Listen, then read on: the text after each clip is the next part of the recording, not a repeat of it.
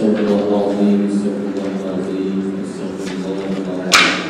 Ila Nabi Mustafa Muhammadin sallallahu alaihi wasallam. Al-Fatihah. A'udzu billahi minasyaitonir rajim. Bismillahirrahmanirrahim. Alhamdulillahi rabbil alamin. Ar-Rahmanir Rahim.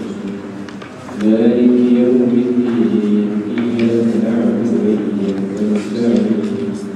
اهدنا الصراط المستقيم صراط الذين أنعمت عليهم غير المغضوب عليهم ولا الضالين.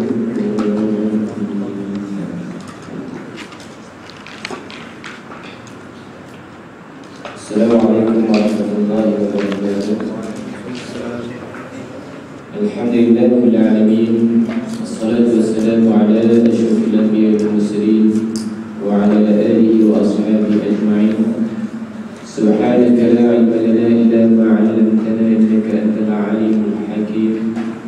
رب اشرح لي صدري ويسر لي أمري واحلل عقدة من لساني يفقهوا قولي. اللهم يسر ولا تعسر في أمور الدنيا والآخرة. صدق الله العظيم.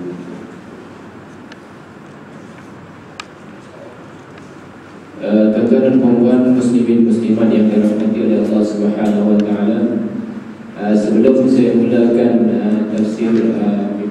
tafsir Ibn Katsir ini berkaitan dengan Ar-Rahman Ar-Rahim ini, saya nak memperdengarkan kepada muslimin muslimat satu sedutan tentang Al-Quran Al-Karim.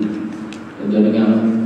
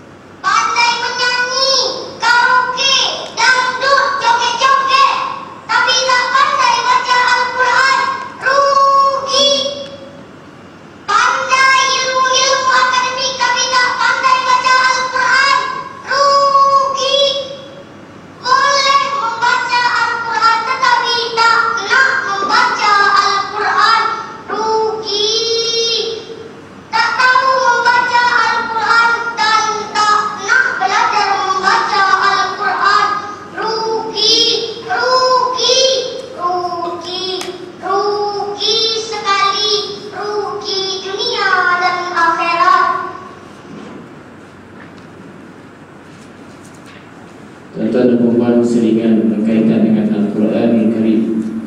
Mudah-mudahan kita mendapat pengajaran daripada apa yang disebutkan oleh anak tadi, bahawa Al-Quran Al-Karim adalah merupakan kitab mukjizat yang diturunkan oleh Allah Subhanahu wa taala, bukan sahaja untuk dihiaskan di rak-rak buku dan sebagainya, tetapi diamalkan dalam kehidupan kita seharian.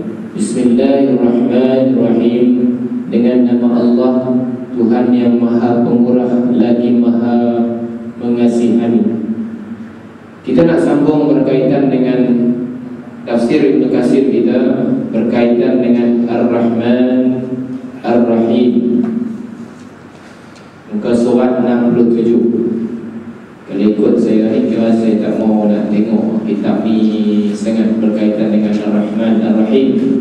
Saya nak ambil sedikit-sedikit berkaitan dengan Ar-Rahman Ar-Rahim dalam lain tulis, tapi masih lagi terikat dengan tafsir Ibn Katsir. Kita tengok muka surat 67 di atas kali itu. Ar-Rahman Ar-Rahim, Maha Pemurah lagi Maha Penyayang. Ar-Rahman Ar-Rahim merupakan dua nama dalam bentuk mubalaghah yang bermakna lebih, yang berasal dari satu kata Ar-Rahman. Namun nama-nama Ar-Rahman memiliki makna yang lebih dari makna Ar-Rahim. Tuan-tuan dan puan, saya tak mau tengok buku ni. Okey, saya nak teruskan dengan apa yang saya kupas berkaitan dengan Ar-Rahman Ar-Rahim. Muslimin muslimat yang dirahmati oleh Allah Subhanahu wa taala, kita sebut Bismillahirrahmanirrahim dengan nama Allah, Tuhan yang Maha Pemurah lagi Maha Penyayang. Saya nak sebut dulu berkaitan dengan Ar-Rahman. Ar-Rahman ini kalau kita beri alih bahasakan, Ar-Rahman ini bermakna Maha Pemurah. Tuhan ataupun Allah Subhanahu wa taala ini Maha Pemurah. Maha Pemurah yang dimaksudkan di sini ialah Allah Subhanahu wa taala mengurniakan berbagai-bagai nikmat dan berbagai-bagai rezeki kepada kita. Dia tak kira sama ada makhluk itu beragama Islam ataupun makhluk itu bukan beragama Islam, Allah bagi semua. Yang ni yang dikatakan bahawa Allah Subhanahu wa taala itu Maha Pemurah. Dia tak kira sama ada hang Islam ke, hang bukan Islam ke, Allah bagi semua. Ini maksudnya Ar-Rahman, Maha Pemurah. Dalam ayat surah Al-Hasy, Allah Subhanahu wa taala menyebut Bismillahirrahmanirrahim, Huwallahu alladzi la ilaha illa hu, alimul ghaibi wasyahadah, huwar rahmanur rahim. Yang bermaksud dialah Allah Subhanahu wa taala yang tiada Tuhan yang berhak disembah melainkan Dia. Yang ini maknanya di sini sebagai seorang hamba Allah yang beriman kepada Allah Subhanahu wa taala, yang bertakwa kepada Allah Subhanahu wa taala, siapa yang kita perlu sembah? Allah Subhanahu wa taala. Dan seterusnya ayat tadi disebut yang mengetahui perkara-perkara ghaib dan yang nyata, dan dialah yang Maha Pemurah lagi Maha Penyayang. Nak sebut kepada kita bahawa Ar-Rahman ini tang mana pun kita jumpa dalam Al-Quran. Saya tak ingat berapa kali disebut perkataan Ar-Rahman di dalam Al-Quranul Karim. Dalam hadis Nabi SAW ada menyebut berkaitan dengan Ar-Rahman ini ialah qala Rasulullah sallallahu alaihi wasallam, Ar-Rahimuna yarhamuhumur Rahmanu tabaraka wa ta'ala, irhamu man fil ardi yarhamkum man fis samai. Rawahu Tirmizi.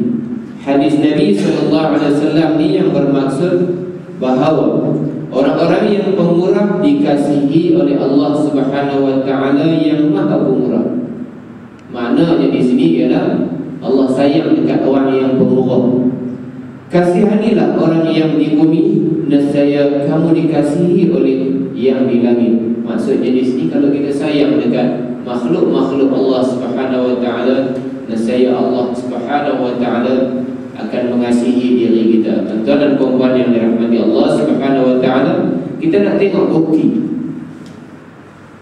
Yang kata Ar-Rahman ni apa bukti yang kata Allah Subhanahu wa taala ni sayang kita? Ar-Rahman, Allah Subhanahu wa taala Allah Subhanahu wa taala Maha Pemurah. Yang kata Allah Pemurah ni apa bukti dia? Okey? Apa bukti yang Allah Subhanahu wa taala Pemurah? Jadi nak jelaskan kepada kita bahawa bukti yang Allah Subhanahu wa taala ini Maha Pemurah, tak payah kita pergi jauh-jauh, kita tengok diri kita, tuan-tuan.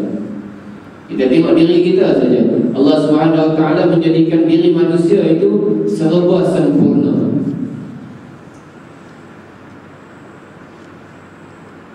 Lupa ayat. Okey, Allah jadikan manusia itu serba sempurna. Allah jadikan manusia ni bukan saja-saja dia jadikan. Allah jelaskan di dalam ayat lain di mana Allah Subhanahu Wa Taala jelaskan kepada kita bahawa wa ma khalaqtul jinna wal insa illa liya'budun. Allah hantar kita di dunia ni adalah untuk beribadah kepada Allah Subhanahu Wa Taala, sembahyang, puasa, zakat dan sebagainya. Yang bukti yang Allah Subhanahu Wa Taala pemurah lagi ni ialah Allah jadikan bumi, Allah jadikan langit, bulan, bintang, siang dan malam.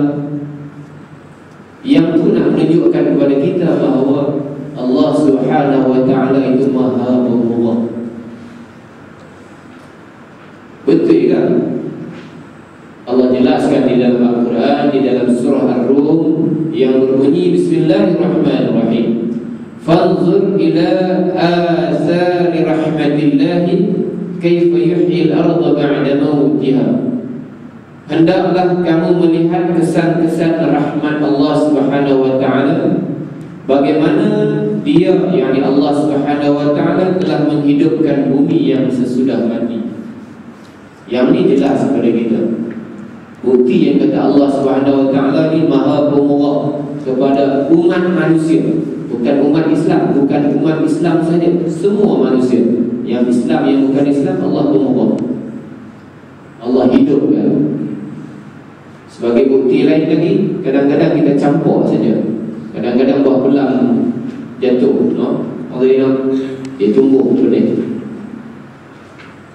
Kita tak payah siram. Okey, baru-baru ni saya pergi beli ikan. Okey, yang kata Allah pemurah ni, contoh kita tengok nelayan. Bukti yang lebih jelas nelayan. Baru-baru ni pergi Kuala Muda pergi tengok. Bila nelayan balik itu, kita tengok, subhanallah, bot in bawa balik ikan 5-60 kilo ikan ternak. Bot B, C, D sama banyak, tengok bawa punya banyak. Dan bermacam-macam lain ikan yang dibawa balik. Yang tu nak abang kat kita bahawa Allah Subhanahu Wa Taala Maha Pemurah. Cina akan jadi nelayan, India akan jadi nelayan, orang Islam akan jadi nelayan.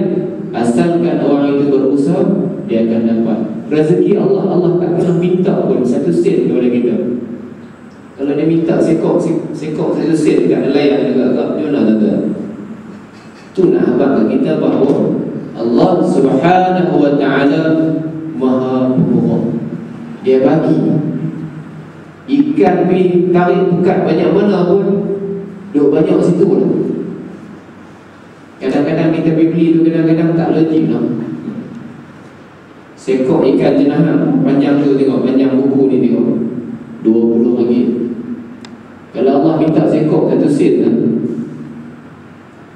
Ini nak abang kat tuan-tuan dan puan bahawa nak menunjukkan bahawa Allah Subhanahu Wa Taala itu Maha Pemurah. Dia bagi semua dekat hamba-hamba dia. Tambah-tambah lagi manusia. Setiap kali kita sedut, kita bernafas, kita lepas, kita bernafas, kita lepas. Agak-agak kalau satu sen dia minta sekali kita sedut, agak-agak jenuh bayang tuan-tuan. Jadi Allah bagi semua. Allah Maha Pemurah.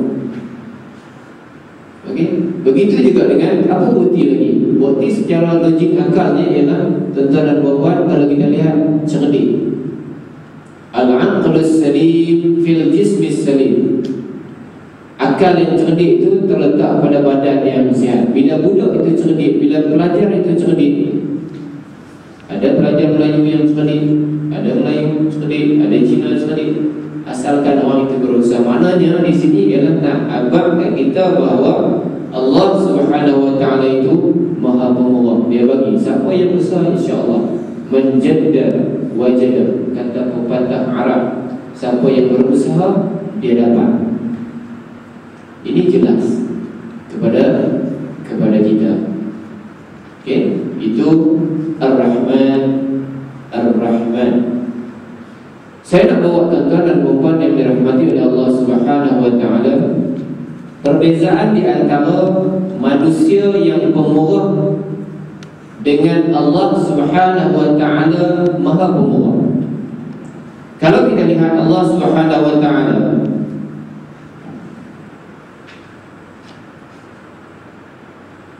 yang kata Allah Subhanahu wa taala ini Maha Pemurah kepada hamba-hambanya ialah contohnya kekayaan Allah.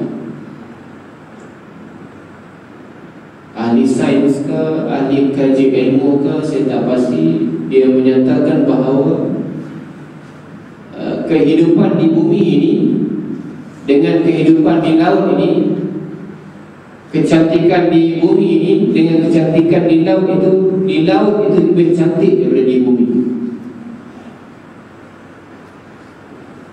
Ini apakah kita kayanya Allah Subhanahu wa taala, pemurahnya Allah Subhanahu wa taala terhadap alam yang diberikan. Okey, berbanding dengan manusia yang kata Allah Subhanahu wa taala ni pemurah, Allah kaya, Allah bagi semua dekat kita, tapi manusia terbatas. Kekayaan manusia ni terbatas.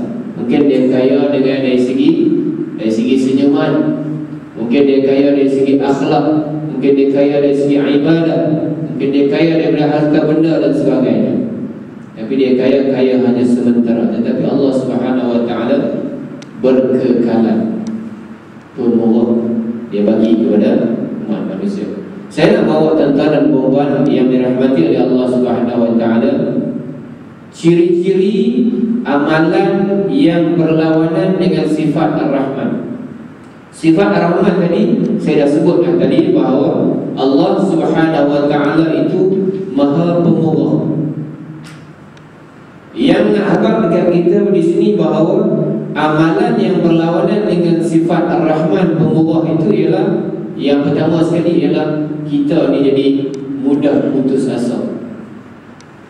Mudah putus asa ini adalah sifat yang berlawanan dengan sifat yang Ar-Rahman, sifat Ar-Rahman.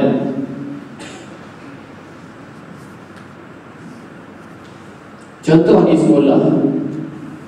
Di sekolah kadang-kadang kita cengih dengan budak lah. Tiba-tiba cengih, tiba-tiba disiplin ke apa, garang, cengih dan sebagainya. Itu juga adalah salah satu daripada sifat yang berlawanan dengan sifat Ar-Rahman. Okey, tuan-tuan dan puan. Kemudian saya nak bawa tuan-tuan dan puan berkaitan dengan Ar-Rahim pula. Boleh nak Ar-Rahman ni ialah Allah ataupun Tuhan Maha Pemurah. Saya ambil sikit-sikit ni. Sifat yang kedua, Bismillahirrahmanirrahim. Ar-Rahman, Tuhan yang Maha Pemurah. Ar-Rahim, Allah Subhanahu wa taala yang Maha Penyayang. Muslimin muslimat, Ar-Rahim ini bermaksud Allah Subhanahu wa taala ini Maha Penyayang. Sifat Ar-Rahman ialah pemurah. Allah bagi dekat semua makhluk, tak kira sama ada Islam ataupun bukan Islam, Allah bagi semua. Itu sifat Ar-Rahman. Berbeza dengan sifat Ar-Rahim. Ar-Rahim ni ialah Allah Maha Penyayang. Penyayang yang macam mana? Penyayangnya ialah mengandungi makna yang membawa kepada kita penuh kasih sayang, kebajikan dan kemuliaan. Yang kata Allah sayang dekat kita ni macam mana? Sekali kita tengok satu persatu. Yang kata Allah sayang dekat orang Islam. Tadi sifat Ar-Rahman, Allah sayang dekat semua makhluk, tak kira sama ada kafir ataupun Islam. Ar-Rahim, Allah Maha Penyayang kepada orang-orang yang beragama Islam. Jadi kita tengok ayat ini dulu. Bismillahirrahmanirrahim. Walladzi yusalli 'alaikum wa malaikatuhu liyukhrijakum minadh dhulumati ilan nur wa kana bil mu'minina rahima. Yang bermaksud, dialah yang memberi rahmat kepadamu dan malaikatnya memohon keampunan untukmu, supaya dia mengeluarkan kamu dari kegelapan kepada cahaya, dan adalah dia sentiasa melimpahkan rahmatnya kepada orang yang beriman di dunia dan di akhirat. Saya membawa tuan-tuan dan puan yang dirahmati Allah Subhanahu wa taala kepada tanda-tanda Allah Subhanahu wa taala itu bersifat Ar-Rahim. Jadi saya jelaskan, Ar-Rahman Maha Pemurah, Ar-Rahim Maha Penyayang. Betulkah Allah Subhanahu wa taala ini penyayang kepada orang Islam? Okey. Jadi kita nak tengok di sini, okey. Sebagai seorang hamba Allah Subhanahu wa taala yang beriman kepada Allah Subhanahu wa taala, kita hendaklah yakin sepenuh-penuhnya bahawa Allah Subhanahu wa taala bersifat penyayang. Kita jangan ada ragu-ragu, kita jangan ada syak, wasangka dan sebagainya. Tanda bukti yang Allah Subhanahu wa taala bersifat penyayang ni amat jelas terbentang di hadapan kita. Cuba kita fikir sejenak tuan-tuan dan puan.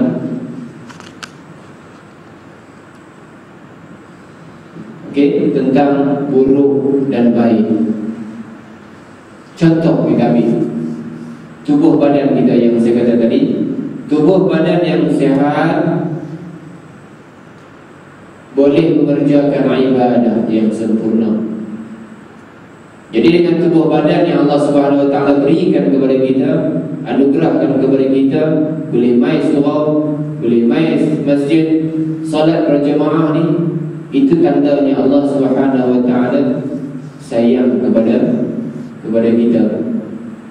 Kalau ni subuh pun lambat, kalau kita biasa bangun sembahyang pukul 5 dan sebagainya, kita buat qiyamul lail, itu tandanya Allah Subhanahu wa taala sayang kepada kita.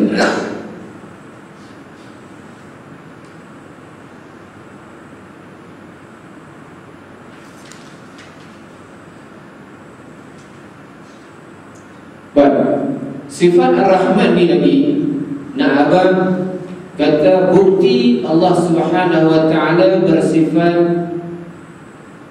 Ar-Rahman, bersifat Ar-Rahim, Allah penyayang ni. Buktinya yang paling jelas sekali pada kita ialah penurunan Al-Quran. Tadi di awal saya mulakan dengan Al-Quran.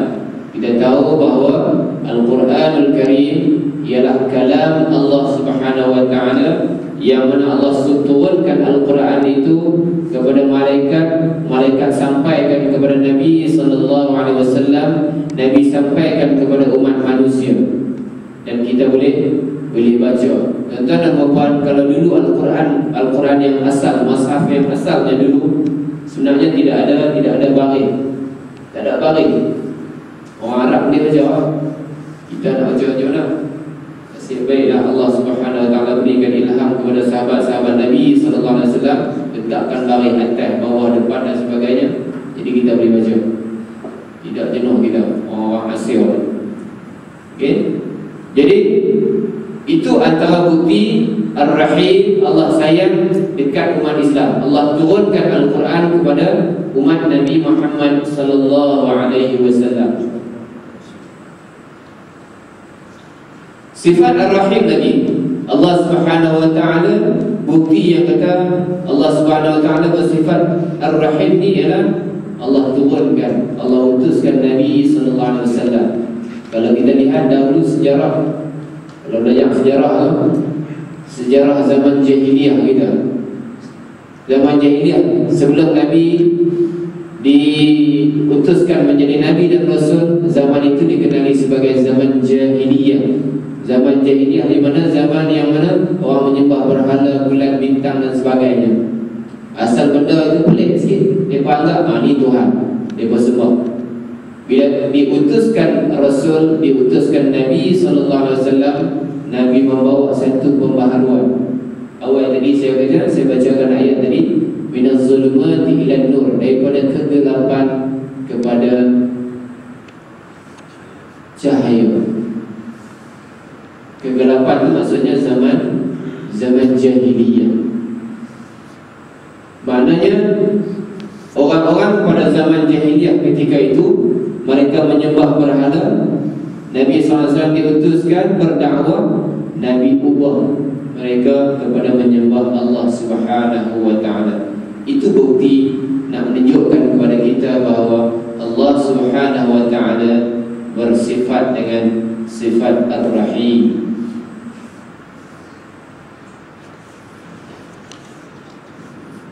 Di awal-awal tadi saya ada sebut berkaitan dengan ayat Al-Quran yang Allah sebut di dalam surah An-Nahl, di mana Allah Subhanahu wa Ta'ala jelaskan kepada kita bahawa Bismillahirrahmanirrahim, wa in ta'uddu ni'matallahi la tuhsuha, yang bermaksud jika kamu menghitung nikmat-nikmat yang Allah Subhanahu wa Ta'ala berikan kepada umat manusia, nescaya kamu tidak akan dapat menentukan jumlahnya. Sesungguhnya Allah Subhanahu wa Ta'ala Maha Pengampun lagi Maha Penyayang. Jadi Allah bagi nikmat kat kita ni cukup banyak, tuan-tuan dan puan-puan. Cuma kita yang tak sedar. Kita saja tak berterima kasih kepada Allah Subhanahu wa Ta'ala. Kalau kita main sembahyang ni, kita tengok ada berapa orang kita main sembahyang, tapi di luar sana berapa ramai orang yang tak mengerjakan sembahyang. Maknanya Allah sayang kita. Pasal apa dia tak sembahyang? Mungkin tak dapat hidayah itu lah.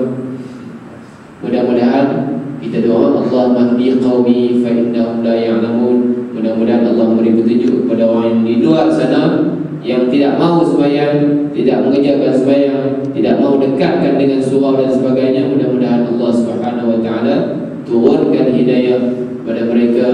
Mereka akan naik ke surau, mereka akan mengerjakan solat berjemaah bersama kita, insya-Allah. Okey, sedikit lagi saya nak bawa tuan-tuan dan puan berkaitan dengan kesan beriman dengan Allah yang bersifat dengan sifat Ar-Rahim. Bila kita bersifat, kita percaya Allah ini bersifat dengan sifat Ar-Rahim. Apa yang berlaku pada diri kita, apa yang berlaku pada masyarakat. Contoh, dia mendapat, seseorang hamba Allah itu mendapat rezeki yang lebih, yang banyak, dia akan bersyukur kepada Allah Subhanahu wa Ta'ala. Cara dia nak bersyukur kepada Allah Subhanahu wa Ta'ala, nikmat Allah bagi banyaklah. Mungkin kesihatan, mungkin nikmat iman, mungkin nikmat Islam kepada orang itu, mungkin nikmat harta kekayaan yang lebih.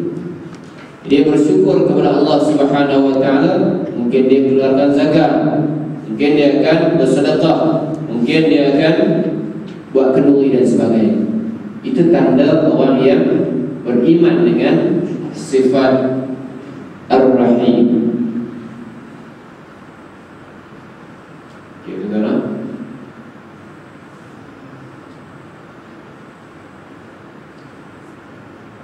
Sifat yang bertentangan dengan sifat Ar-Rahim tadi pula ialah, tadi saya sebut bersyukur. Apabila orang Islam itu beriman dengan sifat Ar-Rahim, dia akan bersyukur.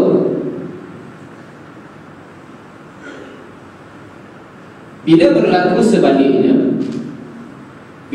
sebaliknya, maka orang itu dianggap tidak beriman dengan sifat Ar-Rahim.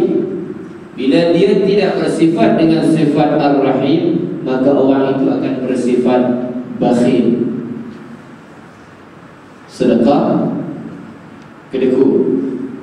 Itu sifat berlawanan di antara yang saya sebutkan tadi, tanda yang saya sebutkan tadi.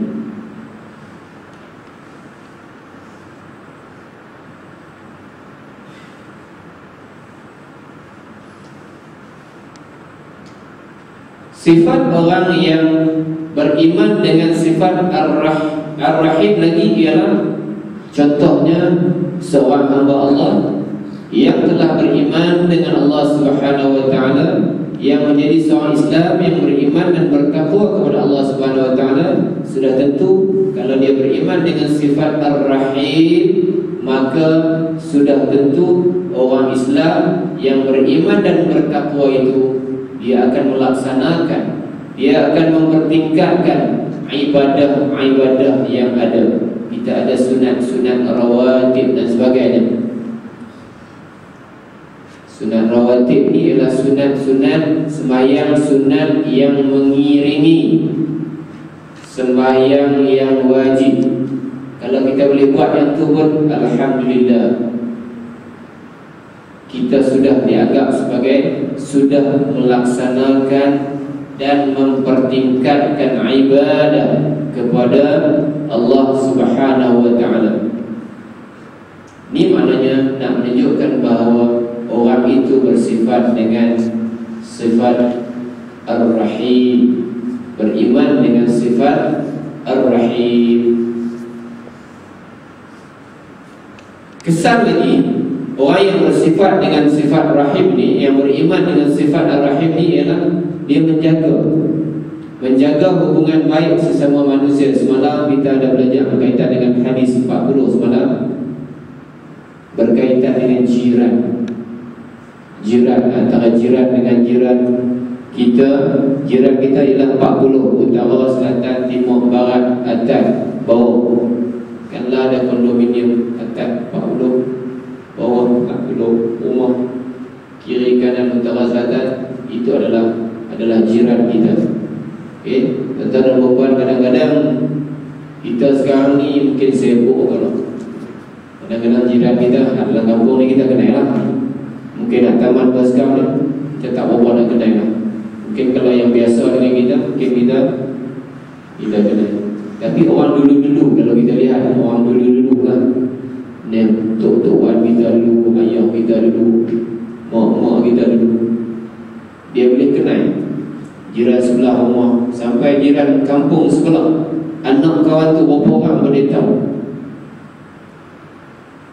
Tapi tak berlaku dah macam tu sekarang ni. Kalau boleh kita buat balik lah, kenal balik anak sebelah dan sebagainya. Kadang-kadang lah ni dia jadi satu budaya tegur-menegur pun susah lah ni. Assalamualaikum warahmatullahi wabarakatuh. Okey. Baik, dan yang terakhir sekali yang saya nak masuk ni ialah saya nak bagi sedikit kepada perbezaan di antara sifat Ar-Rahman dengan sifat Ar-Rahim. Tuan-tuan dan puan muslimin muslimat yang dirahmati oleh Allah Subhanahu wa taala, perbezaan di antara sifat Ar-Rahman Ar-Rahim saya boleh bawa tuan-tuan dan puan balik semula. Sifat Ar-Rahman ini ialah sifat yang mana Allah Subhanahu wa taala ini Maha Pemurah dan dia beri kepada semua hamba-hamba Allah, sama ada Islam ataupun bukan Islam. Nikmat itu dia bagi di dunia saja. Sama ada nikmat itu yang berbentuk nikmat di dunia ni, dia bagi berbentuk kekayaan, dia bagi bentuk pangkat, dia bagi kesihatan dan lain-lain. Ini yang berbentuk keduniaan. Ini sifat Ar-Rahman. Bezanya dengan Ar-Rahim ni ialah dikhususkan kepada orang-orang yang beriman kepada Allah Subhanahu wa taala sahaja. Contohnya jelas kepada kita, Allah bagi nikmat Islam kepada kita. Kita lahir saja dah beragama Islam. Saya pernah dengar satu soalan yang diajukan kepada Datuk Farid Ravi, Ustaz Farid Ravi. Dia profesor ke apa? Farid Ravi ni adalah seorang India yang memeluk agama Islam. Bila kita dengar dia baca Quran tu, subhanallah. Bila dengar dia baca Quran tu dengan bertajwid, dengan apa, dan baru-baru ni saya dengar dia telah terpilih sebagai salah seorang menjadi hakim pertandingan peringkat tadarus peringkat tilawah Al-Quran, peringkat kebangsaan pun dia dipilih, peringkat antarabangsa pun dia dipilih sebagai seorang hakim pertandingan tilawah. Maknanya bukan calang-calang orang, hebat. Pernah orang tanya kepada Farid Rabi, Ustaz Farid Rabi, orang tanya, Dr. Farid Rabi, orang tanya satu soalan kepada dia, Doktor, cuba nak kata, bagaimana Tuhan memeluk agama Islam? Adakah Tuhan memeluk agama Islam ini kerana Tuhan berkawan dengan orang-orang Melayu yang beragama Islam ataupun yang lain, Tuhan? Dia jawab, simple, dia jawab mudah. Kalau saya berkawan dengan orang Melayu yang beragama Islam, sudah tentu saya tidak akan memeluk agama Islam. Kalau saya berkawan dengan orang-orang Melayu yang beragama Islam, sudah tentu saya tidak akan memeluk agama Islam. Betapa ramai orang Melayu di luar sana yang beragama Islam, mengaku beragama Islam, tapi dia tak puasa. Dia mengaku beragama Islam, dia tak sembahyang 5 waktu sehari semalam. Kadang-kadang 5 waktu sehari semalam tak cukup buat sembahyang. Ikut dan dia saja, ikut suka hati dia. Dan kalau bulan puasa, subhanallah, saya mengajar di Pematang Pasir, SMK Pematang Pasir, simpang nak pergi ke Pematang Poh dengan simpang nak pergi Bukit Ramuda, ada satu kedai Cina sebelah tu. Kalau hari bulan puasa tu, cukup ramai dalam tu muka-muka orang Melayu yang beragama Islam. Pok anak-anak murid saya kadang-kadang kesian bila dengar Farid Rabi kata macam ni, kita rasa macam mana? Saya memeluk Islam bukan kerana berkawan dengan orang-orang Melayu, tetapi saya memeluk Islam kerana saya mengkaji Al-Quran. Bila dengar soalan macam bila dengar dia jawab macam tu, tuan-tuan dan puan, saya yang beragama Islam, orang Melayu ni rasa, ya Allah, rasa kerdilnya kita, rasa lekehnya kita sebagai orang Melayu yang beragama Islam, dia boleh keluar kalam macam tu. Nak buat macam mana?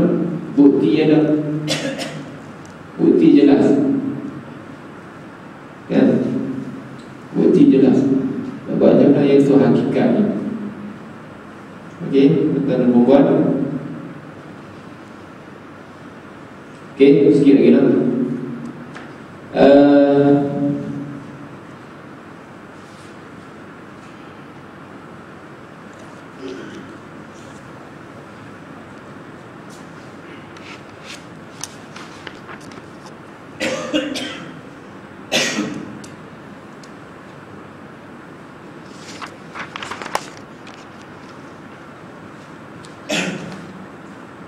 Tuan-tuan dan puan tengok sampai surat 69.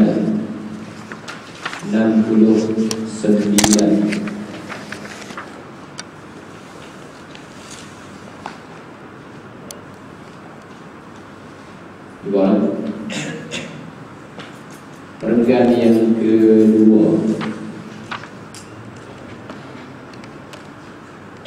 Nama Ar-Rahman khusus bagi Allah Subhanahu wa ta'ala dan tidak boleh diberikan kepada selainnya, sebagaimana firman Allah Subhanahu wa ta'ala, qul ud'u Allah aw ud'u Ar-Rahman ayyaman tad'u falahul asmaul husna.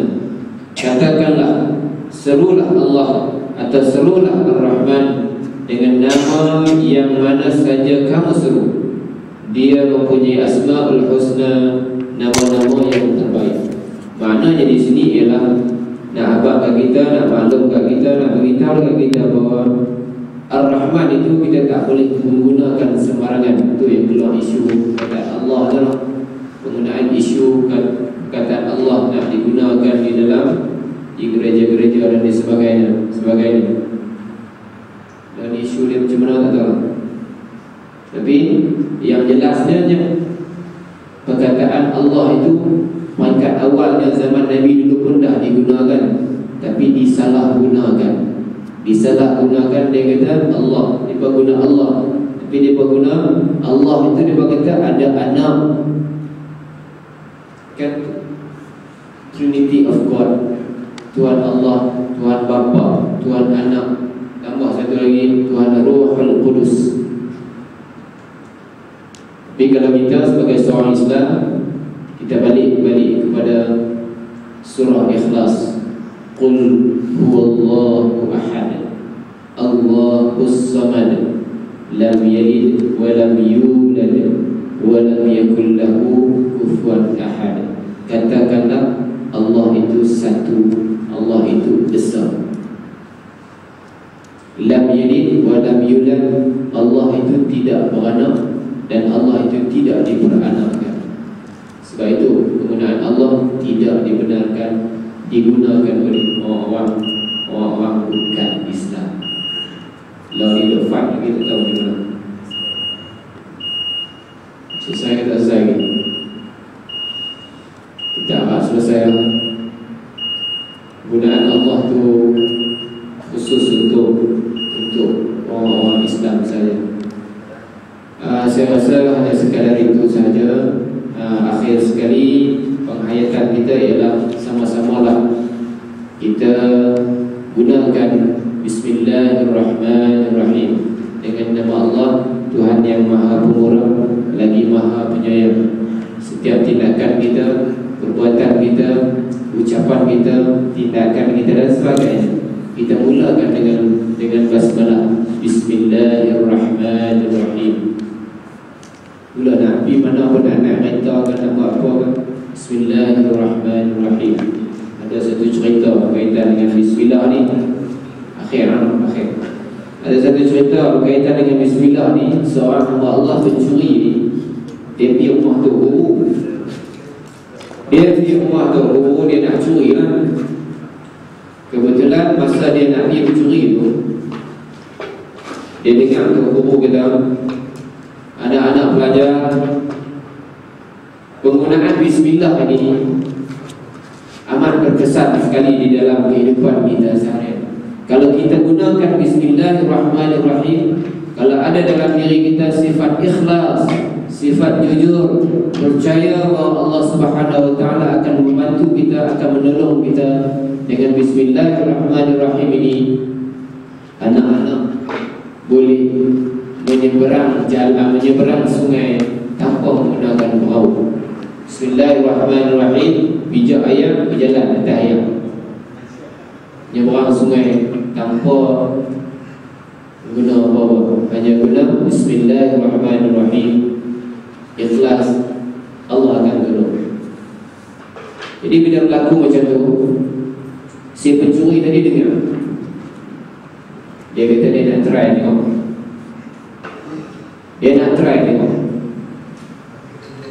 Dia pun pergi dekat sungai.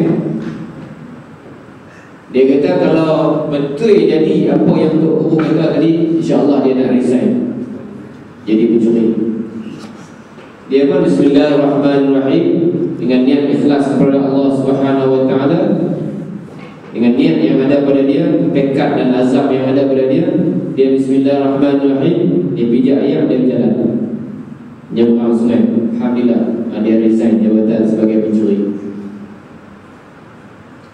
Tapi itu penggunaan Bismillah. Tapi itu guru buat Bismillahirrahmanirrahim, tenggelam sekali dengan jubah-jubah dia. Buat saya apa? Hati. Nak pijak tenggelam ke tak tenggelam ni? Tenggelam ke tak tenggelam ni? Pijak tenggelam. Akhir sekali ialah penggunaan basmalah. InsyaAllah kita akan gunakan.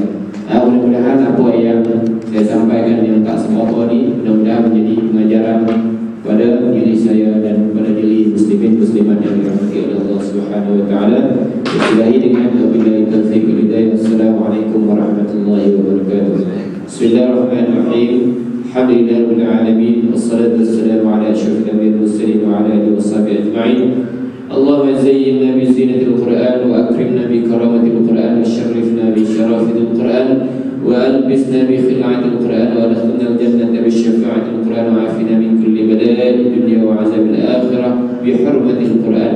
Allahumma اجعل القرآن لنا في الدنيا قرينا وفي القبر مؤنسا وفي القيامة الشفيعا وعلى الصراط نورا وإلى الجنة رفيقا ومن النار سترا وحجابا وإلى الخيرات كلها دليلا وإماما بفضلك وجودك وكرمك يا كريم يا أرحم الراحمين والحمد لله رب العالمين.